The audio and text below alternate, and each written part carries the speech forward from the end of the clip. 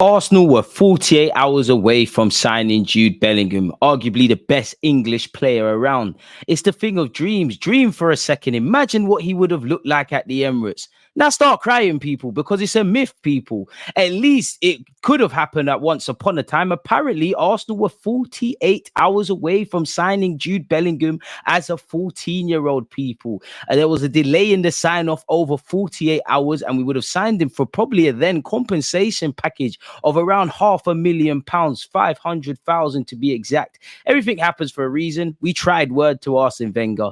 Imagine Jude Bellingham, man. The man's an elite player already, and his mentality is amazing. He can do it all, people. He could have been lining up for club and country with Bukayo Saka. He could have been dominating the midfield for England and Arsenal with Declan Rice. Instead, he chose to play with Joselu of Real Madrid, people. Now I'm joking. Big up Jude Bellingham, same way. Speaking of England, Declan Rice has said there's no D-heads in the England dressing room. Do you know what I mean? You maybe get one or two, but we've not got one. I've just played against Man City, and I've probably spent most of my time on this trip with the City boys. It just shows what it's like. You have such a laugh, and I'm already looking forward to coming back in 3 weeks. And obviously, look at James Maddison and Bukayo Saka. I do think people don't give Gareth Southgate his credit personally. For one thing, you can't say is there's a lot of togetherness. Was that not an excuse for the golden generation because they couldn't get on? I don't know. Speaking of Gareth Southgate and Declan Rice's comments, what does that mean? Because Benjamin White weren't part of the squad. He's probably sat there at London Coley thinking, when is his killies then? When is his homies? When is his brethren? When is his friends going to return, people? I'm not sure Mikel Arteta will care because it means Benjamin White and many players at Arsenal get a rest. Elsewhere, Arsenal have once again been linked with Pedro Neto, and then rumours won't go away. Taken from Football Transfers, which take with a pinch of salt, apparently Arsenal would like to sign both Pedro Neto and Ivan Toney if they are available in January. How available are good players? Apparently, Arsenal value Pedro Neto at £40 million, while Wolves value him at 70 million quid. So it seems there's a breakdown in communication in what both teams value him as. We've got to remember he's having a great season so far. He did sign a new deal at Wolves. Pay or go away. Jorginho has once again been linked with a move away from Arsenal Football Club, and rumours of a return back to Italy persist. And once again, he's been linked with Juventus, where obviously he's Brazilian born, but he did play his trade and made his name in Italy. I'm sure that could be on the horizon. On Arsenal.com, he spoke of how happy he is at Arsenal, and obviously Mikel Arteta is a big fan of his. I don't think we can afford to let him go, especially in January, unless we bring someone else in. You would have seen on screen his passing and touches stats, despite barely playing in comparison to some others players. We need to keep him. Rumours of several midfielders won't go away. For January, we've been linked with Zubimendi once again. Douglas Luiz of Aston Villa, who once again has signed a new deal. Feels like we're going full circle. We've been linked with Arthur Vermeer, the Belgium over at Antwerp, who is a centre mid. Declan Rice is one thing. De Jong would be my dream, people. The dream is free. The hustle is sold separately. I would love Julian Alvarez. Remember what I said about dreaming earlier, right?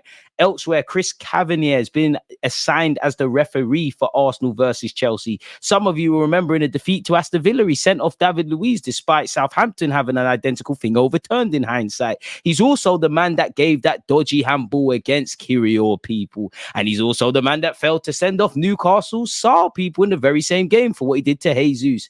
I mean, nothing could go wrong there. Us Arsenal fans, we do like to do the conspiracy thing. I'm involved myself. There clearly is a bias against Arsenal. In earlier years at the Emirates, we was labelled as soft, and that resulted in broken legs. Now it does feel like there's a number of inconsistencies, not necessarily with VAR, in how it's being implemented and ultimately affecting Arsenal. Nothing could go wrong there.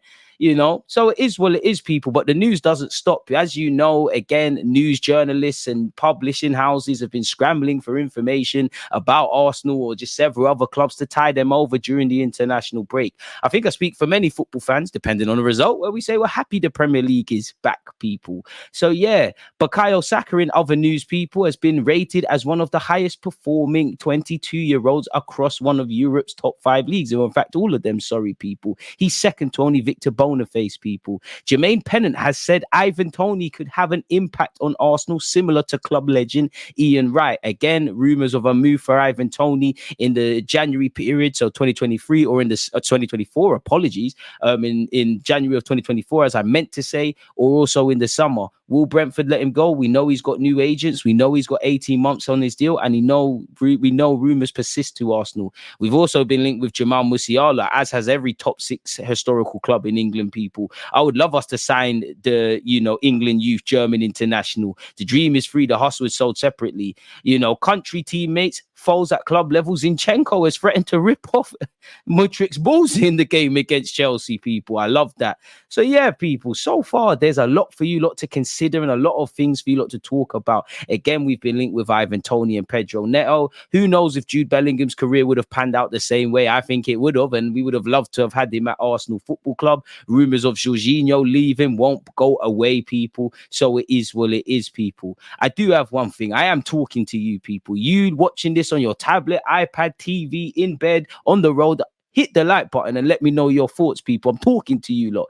The more you lot hit the like button, subscribe, comment, the more YouTube's algorithm can do its magic and get the DG Nation out there. You lot say I'm underrated, so I need your help. I know some of you are probably watching my videos with your gal, or some of your gal are watching this. You don't know. You know my thing. I'm the sexiest YouTuber there is. But in a serious note, people, I thank you lot all for watching. I actually feel like crying, if I'm honest with you lot. I hate to leave you lot because we're developing a great community here, people, and I don't know what to do with myself. This will probably come out in the afternoon UK time, but currently making this video, it is 16 minutes past midnight. I am trying for you lot. I am trying to get better at content. I'm trying to push myself. I am trying to implement the same standards I demand of our football club, people. Admittedly, it feels like it's in vain, but we keep trying. I do this because I love you lot, and I don't know what to do with myself now that the video's coming to a close. I guess I'll begin the work to a next one. Don't forget to check out the other vids, comment, like, subscribe. One love.